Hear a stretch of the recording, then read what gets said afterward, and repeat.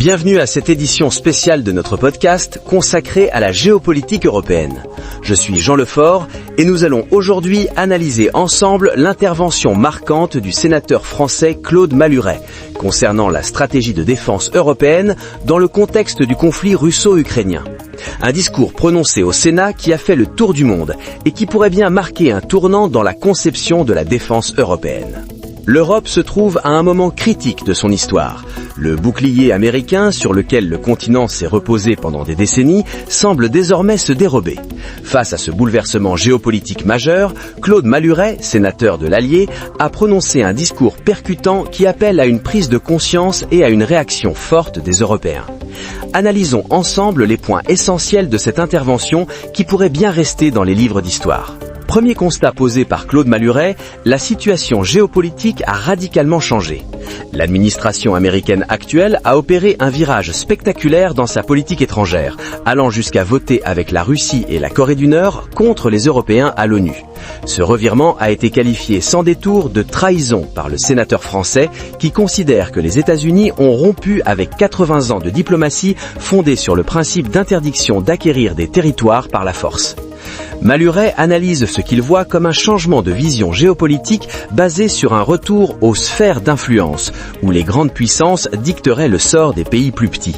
Ce qu'il qualifie de réalisme diplomatique dans son discours, avec une ironie non dissimulée, constituerait un abandon des valeurs qui ont structuré l'ordre international depuis la fin de la Seconde Guerre mondiale. Face à cette situation inédite, le sénateur français propose 3 impératifs pour l'Europe. D'abord, accélérer l'aide militaire à l'Ukraine pour compenser l'abandon américain. Il s'agit selon lui d'une nécessité absolue, car la défaite de l'Ukraine serait la défaite de l'Europe. Deuxièmement, exiger que tout accord de paix éventuel soit accompagné du retour des enfants ukrainiens kidnappés et des garanties de sécurité absolue pour l'Ukraine. Des garanties qui, après l'expérience des accords de Budapest, de Géorgie et de Minsk, ne peuvent être fondées que sur une force militaire suffisante pour empêcher une nouvelle invasion. Mais c'est le 3e impératif qui constitue le cœur du message de Malhuret, rebâtir la défense européenne. Selon ses propres termes, c'est une tâche herculéenne, mais c'est sur sa réussite ou son échec que seront jugés dans les livres d'histoire les dirigeants de l'Europe démocratique d'aujourd'hui.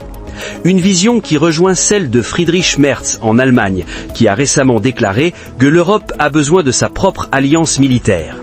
Cette proposition représente un changement fondamental pour l'Europe, qui depuis 1945 s'est reposée sur le parapluie américain. Le sénateur appelle à investir massivement, renforcer le Fonds européen de défense, hors des critères d'endettement de Maastricht, harmoniser les systèmes d'armes et de munitions et repenser la dissuasion nucléaire à partir des capacités françaises et britanniques. Un programme ambitieux qui fait écho au plan annoncé par Ursula von der Leyen, présidente de la Commission européenne. Mais au-delà des aspects techniques et financiers, Malhuret insiste sur un point essentiel, le vrai réarmement de l'Europe, c'est son réarmement moral. Face à la lassitude et à la peur de la guerre qui pourrait gagner l'opinion publique européenne, il appelle à une mobilisation des consciences et à un sursaut démocratique. Il dénonce sans détour ceux qui, à l'extrême droite comme à l'extrême gauche, plaident pour une paix qui serait en réalité, selon lui, une capitulation. Ce discours pose donc la question fondamentale de l'autonomie stratégique européenne, un concept longtemps défendu par la France, mais qui n'avait jusqu'ici pas trouvé suffisamment d'écho chez ses partenaires européens. Les événements récents semblent avoir changé la donne, comme en témoigne la déclaration de Friedrich Merz en Allemagne. La nécessité d'une défense européenne commune, indépendante des aléas de la politique américaine, apparaît désormais comme une évidence pour de nombreux dirigeants européens.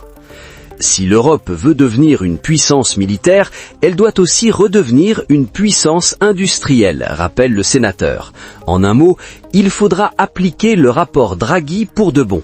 Un rapport qui préconise notamment de renforcer la compétitivité de l'industrie européenne et de réduire sa dépendance aux technologies étrangères dans les secteurs stratégiques. Claude Malhuret conclut son discours par un parallèle historique puissant. Nos parents ont vaincu le fascisme et le communisme au prix de tous les sacrifices.